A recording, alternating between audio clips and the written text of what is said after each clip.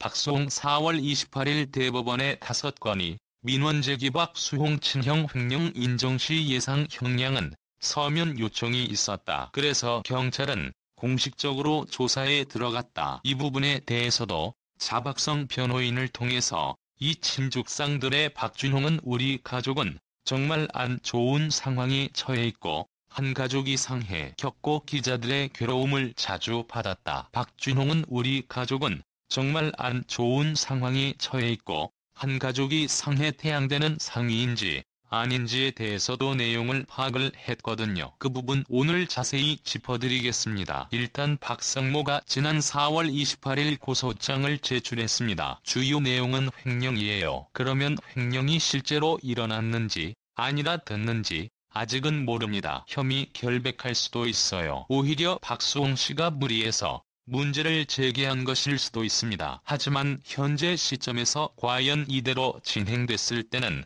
어떠한 결과를 초래할 수 있을지 미리 한번 체크를 해보려 하거든요. 첫 번째, 이 친족상도례는 얘기가 나왔습니다. 이 친족상도례가 뭐냐 하면 친족 간의 범행과 고소하여 직계혈족 배우자 안에 말하는 거죠. 그리고 동거친족 동거가족 또는 그 배우자 간에는 그 형을 면제한다. 두 번째, 이 경우 고소가 있어야 공소를 제기할 수 있다. 자, 박수홍 씨는 형과 함께 살지 않았습니다. 공모 친족이 남동부 가족이 아니에요. 그래서 친족상도례에는 적용이 되지 않습니다. 이 법은 확실하게 짚어드릴게요. 아직도 이 부분을 갖고 많이들 궁금해했었는데 일단 이 범위에 포함이 되지 않는다는 것. 그리고 두 번째, 이 피해가 횡령 같은 경우는 박수홍 씨 개인의 재산이 아니라 쾌의사로 볼 수도 있다는 거예요. 그 경우에는요, 피해자가 박수홍 씨 때는 회사가 된 거죠. 이 경우에도 당연히 법인과 개인의 싸움이기 때문에 친족상도례가 적용이 안 됩니다. 여러모로 봤을 때 친족상도례는 적용이 안 된다는 거죠. 작은 두 번째 조항이 있었죠. 공소를 제기해야지만 된다. 이게 바로 친고죄예요. 결국 박수홍 씨가 소를 제기해야지 법으로 다툼이 있단 얘기죠. 그래서 어떻게 했나? 박수홍 차 4월호에 고소장을 제출했다. 중요한 건 기간이에요. 6개월 범죄 사실을 안 날로부터 6개월 이내에 문제를 제기해야 되는 거죠. 이 6개월 넘어가면은 어떻게 돼요? 더 이상 법으로 다툴 수가 없다는 얘기예요. 실제로 문제가 있다 손 치더라도 그런데 송 씨의 변호인을 통해 확인해 본 결과 박수홍 씨가 이 문제를 인지한 시기가 12월 지난해 12월 정도였다고 해요. 그럼 어떻게 돼요? 11월부터 증상을 이제 6개월 이내에 적으려니 그 기간이 도래하지 않았기 때문에 이 소송은 제기가 될 수 있다는 겁니다. 결국 친족 산골에는 더 이상 이 사건에서 적용이 안 된다는 거 하나 먼저 짚어드립니다. 자, 그렇다면 지금 횡령으로 고소장을 제출했는데 향후 실제로 생명이 일어났다면 어떤 처벌을 받게 될지 늘 체크를 해보겠습니다. 다시 한번 얘기하지만 횡령이 발생했다고 확정이 됐을 때 얘기입니다. 아예 적용이 안 될 수도 있다는 얘기해보자. 박수홍 씨 쪽에서는 지난 5년간만으로 약 50억 원 정도의 피해가 있다고 주장을 하고 있습니다. 자, 50억 원이 이 경우에 해당이 되냐면 특정경제범죄 가중처벌 등에 관한 법률에 해당이 됩니다. 그게 뭐냐면 사기, 공갈, 배임, 횡령 등으로 인한 피해액이 5억 원 이상이면 3년 이상의 유기징역. 그런데 배우 10억 원 이상일 경우 무기징역 또는 5년 이상의 유기징역으로 가중처벌이 된다는 거예요. 금액이 워낙 크기 때문에 이것은 일반적인 법으로 적용했을 때보다 더 많은 죄를 지었다고 볼 수 있다. 나는 미처 결국 박수홍 씨의 주장대로 횡령액이 55 이상이 인정이 되면 최소가 5년이에요. 최소가 징역 5년. 그래도 가족이니까 감형이 될 가능성이 있을지에 대한 궁금증들이 있죠. 대법원에서 이 특검을 적용했을 때 친족상도례는 안 한다. 이런 규정이 없대요. 결국 친족상도에 친족 간에 일할지 언저 특정법은 충분히 적용이 된다는 얘기죠. 그러니 박수홍 씨가 이거에 대해서 처벌을 원한다는 입장을 유지하고 실제 횡령이 50억 이상 발생했다는 게 입증이 되면 최소 5년 이상의 징역을 피할 수 없다는 얘기입니다. 허사점은 이렇게 돼요. 그러면 박수홍 씨가 재산을 돌려받을 수 있나? 이걸 궁금해하자 이걸 국민사적으로 갈 수밖에 없어요. 인사재편을 통해서 그동안 벌어들인 돈에서 송 씨의 복수에 가져와야 되는데 이게 개개인으로 너무너무 힘들어요. 왜냐하면 실제 그 사람의 계좌를 임의로 들여다볼 수도 없고 제시하는 그 금액만 갖고 그게 사실이라고 믿어야 되는 얘기죠. 결국 법의 힘을 빌리게 되는 게 상대에게 작은 그 사람 명의로 된 재산의 전부 내역을 알아야 되는데 법을 통하지 않고는 이거를 합법적으로 볼 수가 없다는 얘기입니다. 개개인이 이걸 다 체크할 수는 없으니까요. 그래서 사람들 그런 얘기했잖아요. 재산을 실제는 이만큼인데 은닉했니 미리 빼돌렸다. 이런 얘기들 많이 하는 이유가 개개인으로 이걸 막거나 먹어야 할 수가 없기 때문이에요. 작은데 사비를 할 경우를 생각해 봐야죠. 소송은 진행되고 있지만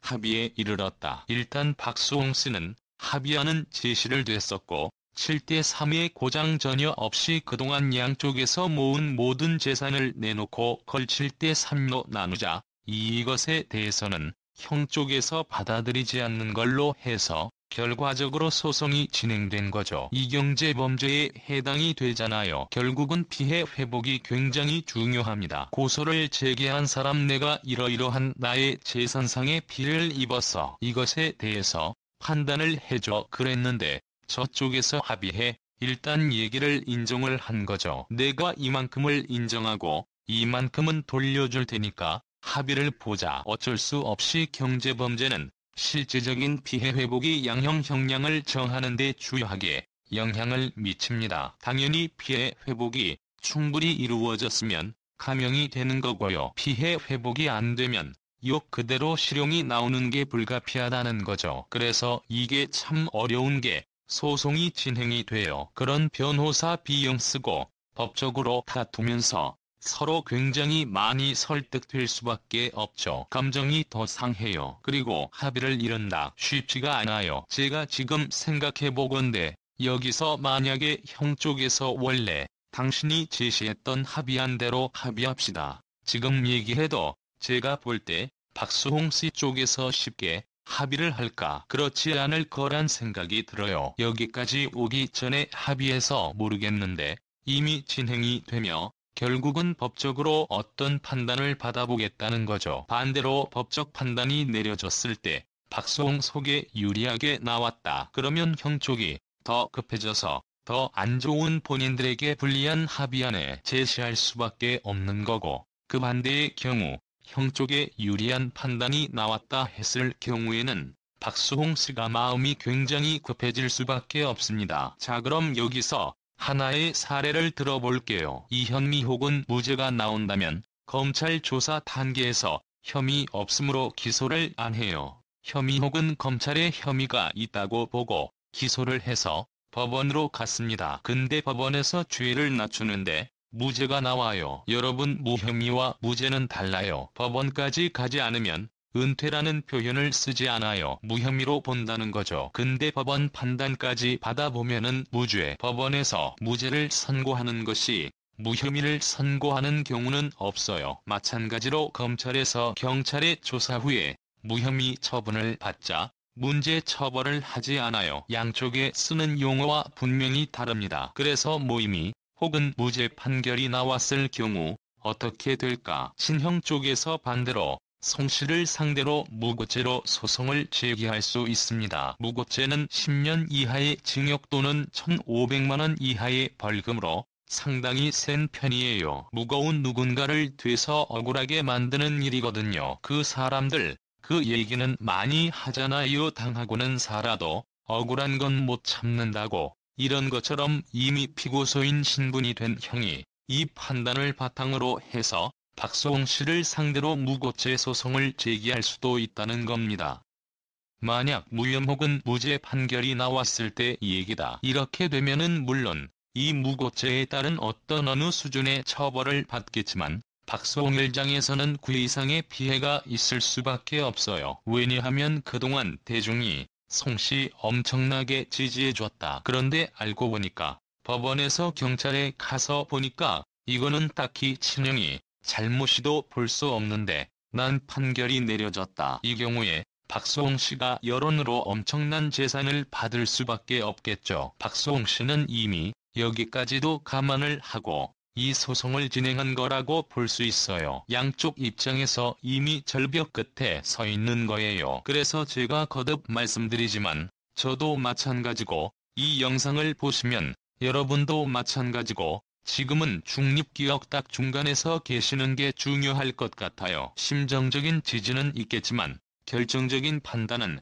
결국 이제는 검찰과 그리고 법원의 몫입니다. 그래서 박수홍 씨 변호인 측 역시 향후 법적인 판단을 받아먹고 최대한 조용히 침묵을 지키게 딴 얘기를 했고, 이건 친형 측도 마찬가지로 되어 몇몇 매체에서 박수홍 씨의 확인되지 않은 사생활을 가지고 얘기를 하는데 이번 사태와는 본질적으로 전혀 드러나지 않는 얘기들입니다. 오히려 신형에 대한 반감을 사는 요소가 될 수 있기 때문에 이제부터는 법의 판단이 내려질 때까지 늘려 우리 모두 조금 더 조용히 지켜보는데, 서울경찰은 박수홍의 부모님 집 수색을 명령했다. 수집된 결과가 보고됩니다. 박수홍의 형 200억 원을 사취한 금액은 중대 사기 범죄에 해당한다. 박수홍의 형이 미국에 거주하고 있기 때문에 미국 경찰에 25일 아침 많은 경찰이 박수홍의 부모님 집을 수색하고 재산 부동산 거래 부검 거래와 관련된 많은 서류를 수집했다. 모든 부동산은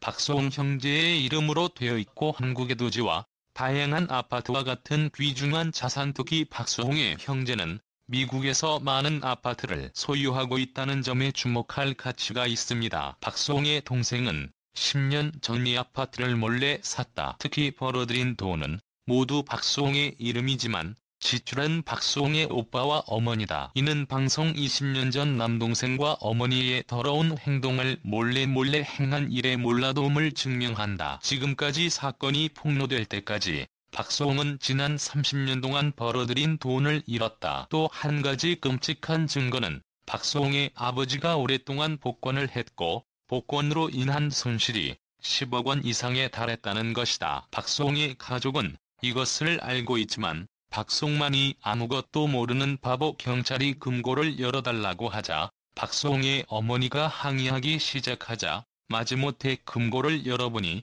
동생 박수홍이 많은 서류를 훼손한 것 같다. 박수홍의 온 가족이 박수홍이 30년 넘게 돈을 벌기 위해 열심히 일한 돈을 가지고 놀아왔다. 이제 나는 그들의 죄에 대해 마땅한 대가를 치러야 한다고 생각합니다. 기자에게 질문에 답한 박수홍은 차분했고 아마도 박수홍은 모든 것을 미리 알고 있었을 것이다. 박수홍 말 지금 고통스럽거나 울고 있고 문제를 해결할 수 없습니다. 지금 필요한 것은 형제와 부모님이 진정한 간증입니다. 나는 모든 실수를 기꺼이 용서하고 싶지만 이제 동생이 분명히 상처받을 것이지만 다른 해결책은 없습니다. 홍 씨의 실사 또한 다 지나갑니다. 물결 표본인 거 다 찾으시고 부모 형제보다 본인 삶이 행복한 게 우선입니다. 물결표 좋은 배우자 만나서 이은 아가도 낳고 행복하시길 바래요. 수척해진 얼굴과 그동안 얼마나 가슴 아파하며 힘들어하고 슬퍼했을지가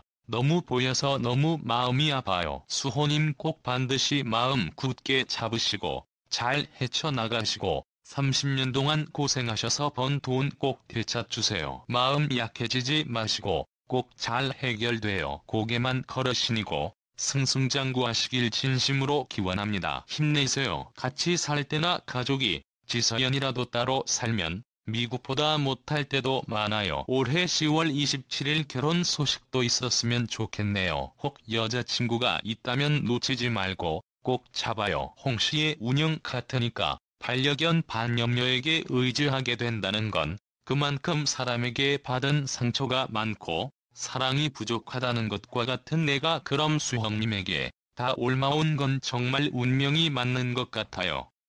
힘내라는 말 진부하지만 힘내시고 다음이란 행복한 나날을 보내시길 바랄게요. 연인이 있는 분들은 알겠지만 연인이 외로움과 상처를 100% 치유해주는 존재는 아니에요. 완전 별개의 연인이 있어도 힘든 건 힘든 거고 우울증도 별개입니다. 그럴 때 반려동물이 힘을 줘야 책임져야 하는 자식이니까요. 평소 돈 풀어서 카네리기 아프달러와 더 이상 그만해라. 그 돈도 수 오빠가 고생해서 번 돈이다. 니들은 편하게 뒤에서 돈만 훔쳐서 뭘 알겠니? 주변 50대 남자를 둘러보세요. 밥솜이 얼마나 관리를 잘한 건지 알 수 있을 거예요. 특히 30대 후반 일할 돈 밑에서 여친도 내년에 30인데 그 나이면 결혼 생각하고 만나는 날이죠. 내일이 될 93년생이란 단어에 꽂혀서 회초리질인지 모르겠네요. 살이 너무 빠져서 걱정했는데